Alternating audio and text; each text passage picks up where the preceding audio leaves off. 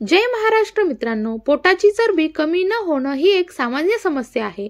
आजकाल बरेच लोक या समस्येने त्रस्त आहेत।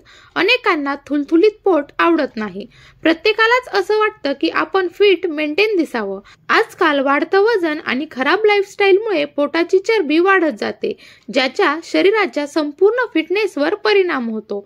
पण नियमित काही घरगुती उपाय केले तर पोटाची चरबी तुम्ही नक्कीच कमी करू शकता। तर मित्रांनो, आजच्या या व्हिडिओच्या माध्यमातून कोणताही डाएट न करता काही घरगुती उपायांनी तुम्ही तुमच्या पोटाची चरबी कशी कमी करू शकता याविषयीची सविस्तर माहिती आपण घेणार आहोत। त्यामुळे व्हिडिओ नक्की शेवटपर्यंत पहा आणि आपल्या चॅनलवर पहिल्यांदाच आला असाल तर चॅनलला सबस्क्राइब करून घ्या। सर्वप्रथम गरम पाण्यात लिंबू आणि मध मिसळून पिण्याचे फायदे। सकाळी रिकाम्या पोटी 1 ग्लास गरम पाण्यात लिंबू आणि मध मिसळून प्या। हा उपाय तुमच्या शरीरासाठी फायदेशीर ठरेल। लिंबात व्हिटॅमिन सी, अँटीऑक्सिडंट्स आणि अँटी इन्फ्लेमेटरी गुण असतात, ज्यामुळे शरीरातील टॉक्सिन्स बाहेर निघण्यास मदत होते आणि चरबी कमी होते। लिंबातील ॲसिडिक गुण शरीराचे मेटाबॉलिझम वाढवतात, ज्यामुळे कॅलरीज जळण्याची प्रक्रिया वेगाने होते। पचनक्रिया देखील होण्यास मदत होते। पोटाची चरबी कमी होते। त्यानंतर आहे मधाचे फायदे। मध एक नैसर्गिक स्वीनर आहे, ज्यामुळे वजन कमी होण्यास मदत होते। मधात ग्लुकोज आणि फ्रुक्टोज असते, जे शरीरात ऊर्जेचा संचार वाढवते आणि दिवसभर ॲक्टिव्ह राहण्यास मदत होते, ज्यामुळे भूक कंट्रोल होते आणि तुम्ही जास्त खात नाहीत। मधात अँटीऑक्सिडंट्स असतात, जे शरीराला डिटॉक्सिफाय करण्यास मदत करतात आणि चरबी कमी होण्यास देखील मदत होते।